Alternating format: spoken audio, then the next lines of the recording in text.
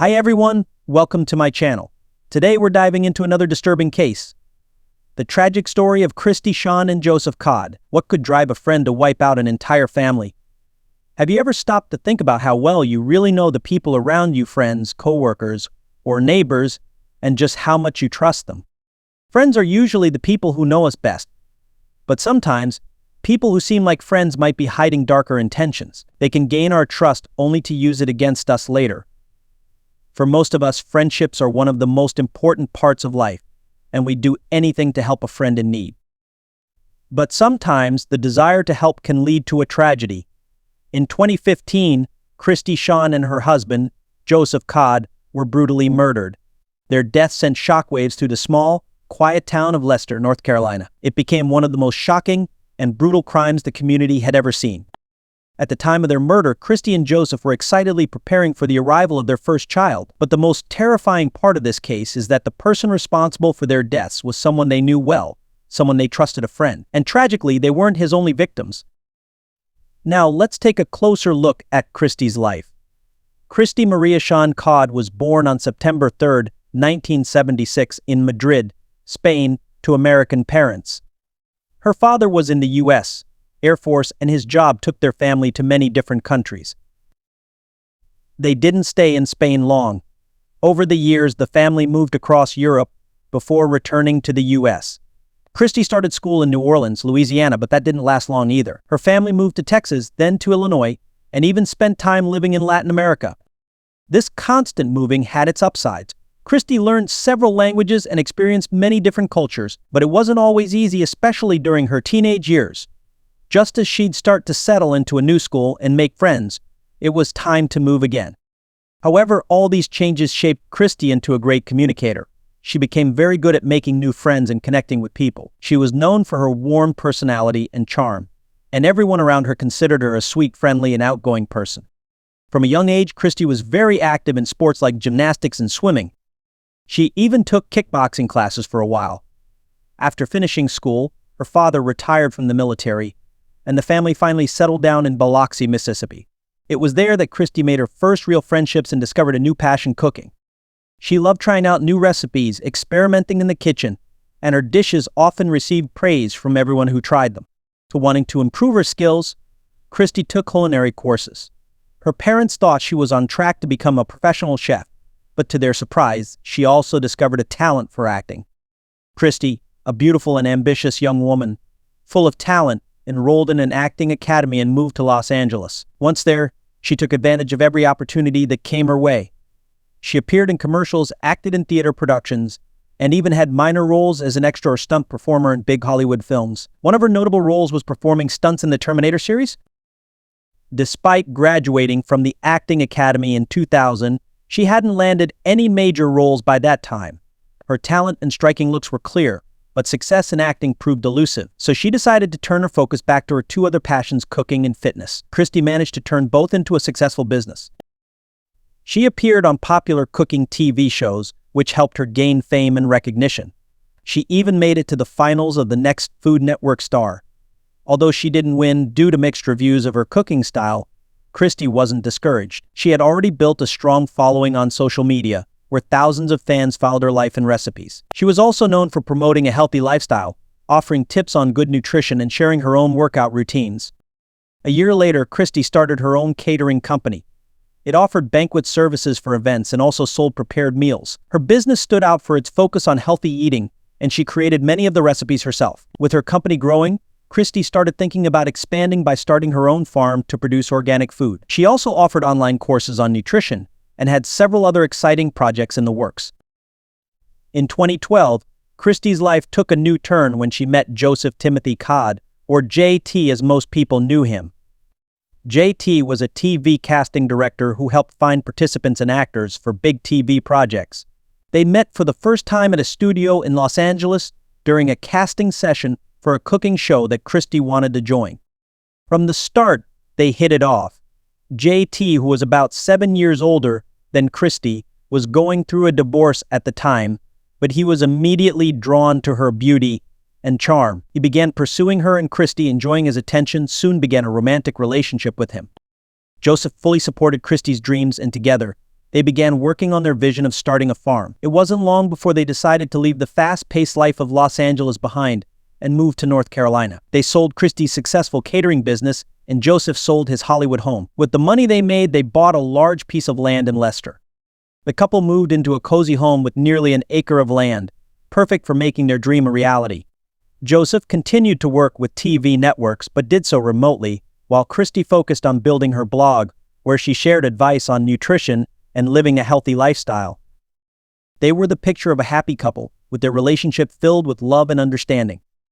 In August 2014, they took the next step and had a beautiful wedding with hundreds of guests, family, friends, co-workers, neighbors, and even a few fans. Everything seemed perfect, and their future was full of promise. Just 3 months after the wedding, they found out they were expecting their first child. Their excitement was beyond words. After the new year, during a routine ultrasound, the couple learned they were going to have a baby girl. When a few days later, Christie shared the news with her mother, mentioning they had decided to name their daughter Skylar. Life was going smoothly. Christie's pregnancy was going well, and she was eagerly preparing for their baby's arrival. She often called her parents, who lived in another state, to keep them updated on her health and plans, chatting with her mother for long stretches of time. But on March 13th, 2015, Christie's mother couldn't get a hold of her. At first, she wasn't too concerned, thinking Christie was just busy. However, when she couldn't reach her again the next day, her worry grew. Both Christie's phone and Joseph's phone went unanswered, and by March 15th, their phones were completely turned off. This was unusual and alarming. Since Christie's and Joseph's parents lived far away, they couldn't quickly check in on them. Christie's mother reached out to a close friend of Christie's named Cecily, who lived nearby and could go see if everything was okay. When Cecily arrived at the Codds' home, she noticed both of their cars were parked outside, but no one answered when she knocked or called out. The house was locked up, and their phones had been off for days. Cecily peeked through a window and saw the couple's beloved dogs inside, alone in one of the rooms. This was very unusual, as Christie and Joseph would never leave their pets behind without care. Walking around the house, Cecily found the back door's lock had been broken, a clear sign that someone had either tried to break in or had already entered. She immediately called Christie's mother, who then contacted the police. When the officers arrived, they confirmed the back door had been forced open and found signs of a struggle inside the house. Inside the home, it became clear that someone had been searching for something. The family confirmed that valuable items were missing, including a jewelry box, and a safe in the couple's bedroom had been opened. So despite this, there were no signs of a violent struggle, no blood, and no indication that Christie and Joseph had been forcibly taken. The perpetrator had been careful, leaving behind no fingerprints or DNA. The family held on to the slim hope that 45-year-old Joseph and his 38-year-old pregnant wife Christie were still alive, but seasoned investigators weren't optimistic. In the days that followed, the investigation hit a dead end. No leads, no solid evidence, and no clear motive emerged. The couple had no enemies, making it difficult to piece together what might have happened. Their phones were last used on March 12th, and only incoming calls were recorded the following day before both phones went silent. Police then turned to the neighbors, hoping someone might have noticed something out of the ordinary. So one neighbor across the street mentioned seeing another resident throwing a large bundle into a trash bin near the Codds' house on the morning of March 15th. At the time, the neighbor didn't think much of it, but after hearing about the disappearance, he realized this detail could be important. So unfortunately, the trash had already been collected and taken to the dump, meaning if the bundle contained evidence, it would need to be found there. Before that, police wanted to question the man who had discarded it. Robert Jason Owens, a 36-year-old man living on the same street, was the person in question. He was a handyman and had helped Christie and Joseph when they moved in, becoming a family friend. The couple had even invited him to their wedding. While nothing seemed suspicious about this connection, some locals described Owens as being a bit odd and unpredictable. On March 16th, Owens was called in for questioning. He denied knowing anything about the couple's disappearance and claimed the bundle meant nothing. At that point, the police had little to charge him with based on a neighbor's vague statement. However, everything changed later that evening. Investigators searching the landfill found the bundle, which contained items from Christie and Joseph's home. Among the items were partially burned clothing, a blanket, and a throw from the couple's house stained with blood. Owens' fingerprints and DNA were found on these items, confirming the police's worst fears: Christie and Joseph were no longer alive. Later that day, a search of Owen's property revealed the chilling truth. Human skeletal remains, burned in a wood stove, were found at his home. Robert Jason Owens was immediately arrested, suspected of murdering his neighbors and their unborn child. Despite Robert's denials and inconsistent statements, he eventually confessed after several hours of questioning, and what he revealed was shocking. He admitted to the deaths of Christy and Joseph, but claimed it had been accidental. According to him, on the evening of March 12th, he had driven to their home but swerved off the road hitting a dog, getting stuck in the mud. So Robert explained that he walked to the Codd's house and asked for help to push his car out. The couple, ever helpful, agreed. While they were pushing, Robert, who had gotten into the driver's seat, accidentally pressed the gas instead of the brake, running over the couple. Panicked, he feared being blamed for their deaths. So rather than calling the police or emergency services, he decided to cover up the incident. Robert claimed he returned to the house, broke in through the back door, and took blankets to move the bodies, not knowing whether they were alive or dead. He wrapped them in the blankets, loaded them into the bed of his pickup truck, and drove them back to his home. There he dismembered them in his bathroom using a saw and small axe. In a horrifying detail, Robert said he used his wood stove to burn the bodies, piece by piece, hoping to completely destroy any evidence. So he disposed of the blood-soaked clothing, blankets, and shoes in a dumpster, thinking the trash would be buried in a landfill, beyond discovery. After this, Robert staged a burglary at the Codd's house, stealing money and valuables, which he pawned the next day. So the cruelty with which he handled his friends' bodies, and the chilling calmness with which he recounted his actions, shocked even the most seasoned investigators. During the investigation of Robert's home, police found the saw and axe, all stained with blood and fragments of skin and bone. Remarkably, Robert hadn't even tried to clean the tools, confident that he'd left no trace behind at the Codd's house. Forensic tests confirmed that the bone fragments in the stove belonged to Christy and Joseph. This gruesome discovery prompted police to investigate Robert's background further. He was unmarried, had no children, and maintained minimal contact with his family. But he had lived in Asheville before moving to Leicester in 2000, where he bought land and later built his house. Disturbingly, Robert's name was also tied to an unsolved crime from 15 years earlier, the mysterious disappearance of Zeb Wayne Quinn. 2000, Zeb, just 18 years old, vanished without a trace. He and Robert had been friends since childhood, and Zeb was undergoing military training while working part-time at Walmart.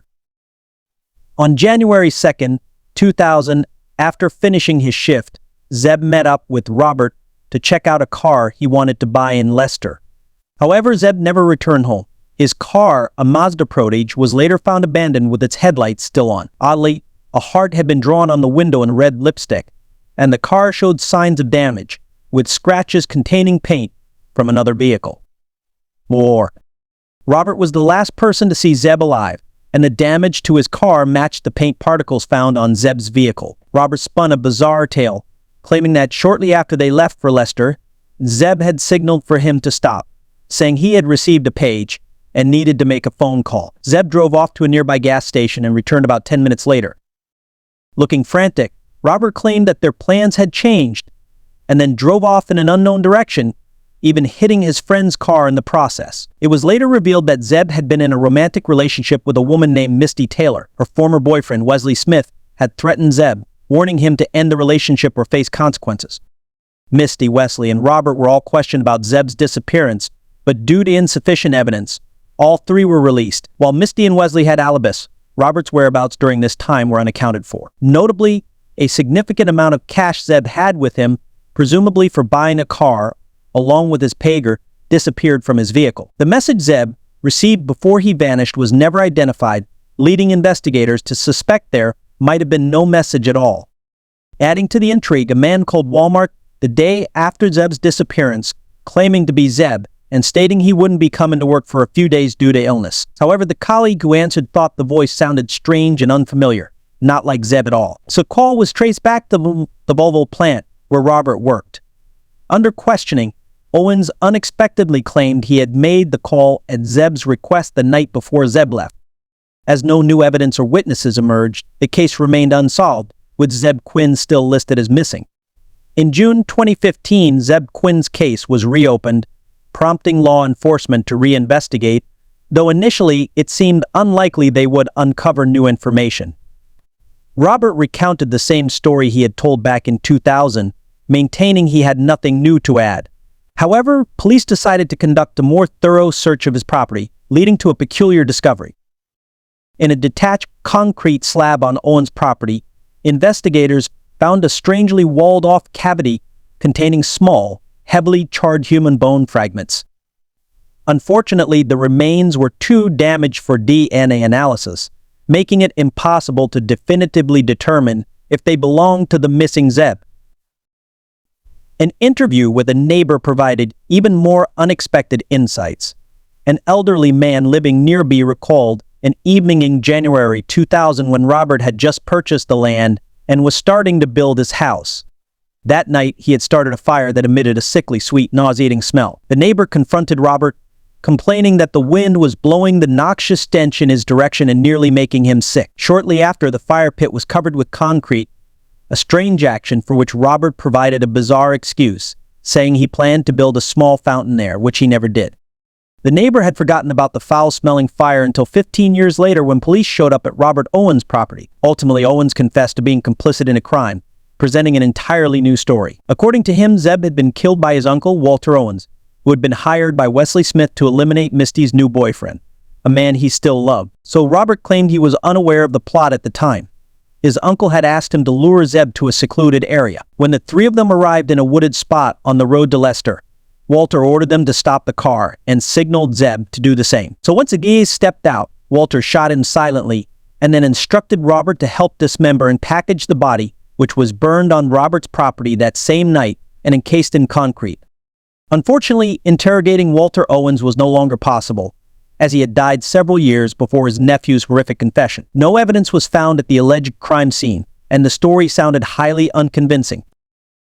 Initially, Robert faced charges of first-degree double murder, the murder of an unborn child, dismemberment, concealment of evidence, burglary, and robbery. So these charges could have led to the death penalty, but it was revealed that the defendant had long suffered from depression and mental disorders, relying on powerful medication. His lawyer used this information as a foundation for his defense, arguing that a well-constructed defense strategy could lead to a finding of insanity, resulting in a psychiatric clinic stay instead of prison, an outcome that neither the prosecution nor the victims' families found satisfactory.